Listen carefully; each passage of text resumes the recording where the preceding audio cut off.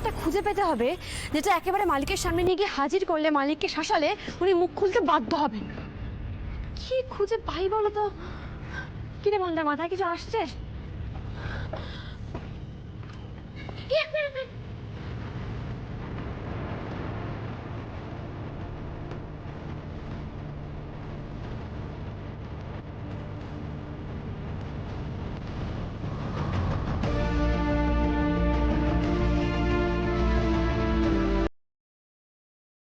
দেখুন আপনার লোক কিভাবে গাড়ির তেল চুরি করছে। ঠিক চালু, হ্যাঁ? তো ফাটা বেলুনের মতো মুখটা টুইং করে চুপসে গেল। একটু ঝেড়ে কাশুন তো দেখি, নাহলে এই ভিডিওটা যদি ছেড়ে দিই না, বিজনেস লাটে তুলতে হবে। তাই চুপচাপ বলুন, গাড়িটা সেদিন কে সার্ভিসিং করেছিল আর কে ডেলিভারি দিতে গেছিল, তাকে নিয়ে আসুন, কথা বলবো। আমি আমি বলছি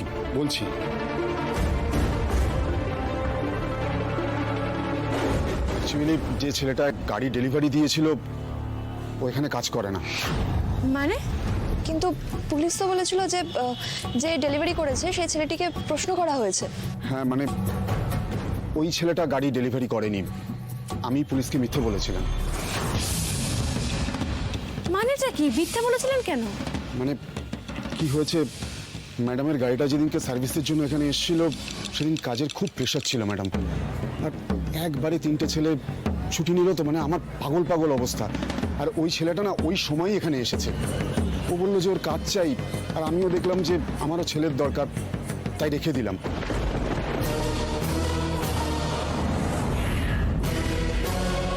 বিয়ের সিজন তো, আমি ড্রাইভার পাচ্ছিলাম না, আমি তাই ছেলেটার হাতে ম্যাডামের গাড়িটা ছেড়ে দিয়েছিলাম। হে ভগবান, এই লোকটাকে তো খুঁজে বের করতে হবে। ওই লোকটার ভোটার কার্ড, আধার কার্ড, ফোন নাম্বার, ছবি কিছু আছে আপনাদের কাছে? মানে না ম্যাডাম, ওইগুলো তো আমি রাখিনি। মানে ছেলেটা বলেছিল ওর গ্রামের বাড়িতে সব কিছু আছে, এনে দেবে।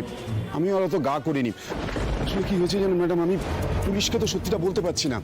র্যান্ডাম আমি কারুর হাতে গাড়ির চাবি দিয়ে দিয়েছি, এটা যদি জানতে পারে আমার তো হয়ে গেল ম্যাডাম। লোকটাকে এখন কি করে খুঁজে পাই বলুন তো? এখানে সিসিটিভি হ্যাঁ মানে আছে, কিন্তু ক্যামেরাটা না কদিন ধরে খারাপ হয়ে পড়ে রয়েছে। আপনি তো কোনো কাজেরই নয়, ইচ্ছা করছেন একেই তুলে নিয়ে চলে যাই, কিছুই তো বলতে পারছেন না। মন্দার চুপ কর।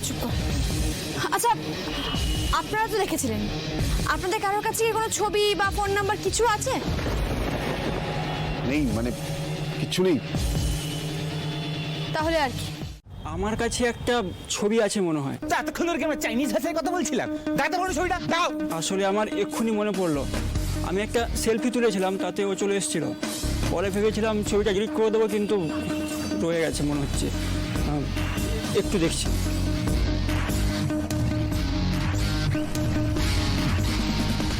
আপনাদের লাখটা ভালো দিদি, ছবিটা এখনো ডিলিট করিনি, এখনো আছে। এই লোকটাকে না আমি সেদিনও দেখেছিলাম, যেদিন স্যারের গাড়ি সার্ভিসিং করাতে আমরা এখানে এসেছিলাম। এক ঝলকে দেখেছিলাম, তখন ও খুব চেনা লাগছিল। ছবিটাতে বড্ড ঝাপসা, কিছু তো বোঝাই যাচ্ছে না। এই আমাকে একটু দাও, ছবিটা না বড় করতে হবে। আমার কয়েকজন বন্ধু আছে যারা এরকম ব্লার ছবি ক্লিয়ার করতে পারে, মানে টেকনোলজি ইউজ করে। শ্যামলী, এই ছেলেটি কিন্তু গাড়ি ডেলিভারি করতে এসেছিল। বেশ দাদা, আমরা পুলিশকে এমন কিছু বলবো না যাতে আপনার ব্যবসার ক্ষতি হয়। আপনি যে আমাদের সাহায্য করেছেন তার জন্য আপনাকে অসংখ্য ধন্যবাদ। আসি তাহলে।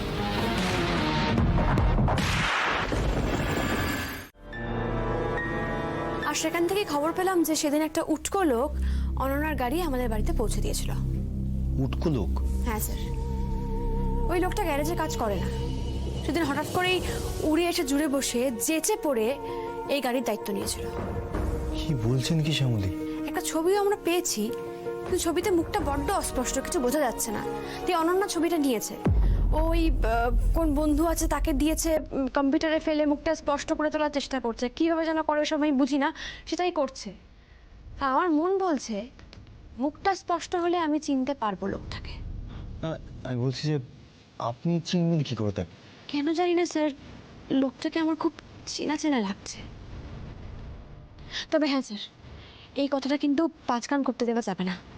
এই কথাটা এখনো পর্যন্ত শুধু আমি, অনন্যা আর মন্দার জানি, আর এই মুহূর্তে আপনি জানলেন। তদন্ত শেষ না হওয়া অবধি এই কথা যেন কেউ জানতে না পারে। নাহলে কিন্তু অপরাধী সাবধান হয়ে যাবে, ওকে ধরা আরো কঠিন হয়ে যাবে। আর আমি এইবারে অপরাধীকে ধরবই ধরবো। Morning sir. Good morning. Good morning. Good morning. এই তো মানিকদা, আপনি না 121 বছর বাঁচবেন, বুঝলেন তো? হ্যাঁ, এইমাত্র সবাই আপনার ব্যাপারেই কথা বলছিল। এখন ভালো আছেন তো স্যার? হ্যাঁ, ঠিক আছে। আমরা তো ভাবছিলাম আপনার সঙ্গে গিয়ে একবার দেখা করে আসবো। তোমাদেরকে না দেখতে পেয়ে একেবারে ছটফট করছিল। আসলে বাড়িতে থেকে থেকে না এত বোর হয়ে যাচ্ছিল, আমার অফিসে এলে মনটা একটু ভালো হয়ে যায়। তো আমি তো ছিলাম না, নিশ্চয়ই খুব ছুটি কাটানো হয়েছে তোমাদের। আজকে থেকে কিন্তু মন দিয়ে কাজ করতে হবে। হ্যাঁ হ্যাঁ, মানে দুজন বসই যদি অফিসে না থাকে তাহলে একটু তো মজা হয়। তাছাড়া সামনে আবার আরেকটা ছুটির এরকম অপরচুনিটি পাচ্ছি আমরা। আবার কিসের ছুটি? না মানে বিয়ে হলো, স্যারও বলছেন স্যার বেশ ফিট, তা আপনারা হানিমুনে যাবেন না? শুনেছি হানিমুনে গেলে নাকি, মানে চেঞ্জে গেলে নাকি শরীর স্বাস্থ্য বেশ ভালো থাকে। এই যে আবার মজা করা শুরু হয়ে গেছে তো। এগুলো কিন্তু আমি অ্যাপ্রেজালে কোড করে লিখবো কিন্তু। অনেক আড্ডা মারা হয়েছে, এবার চলো সবাই কাজে ফেরত চলো চলো। ও হ্যাঁ।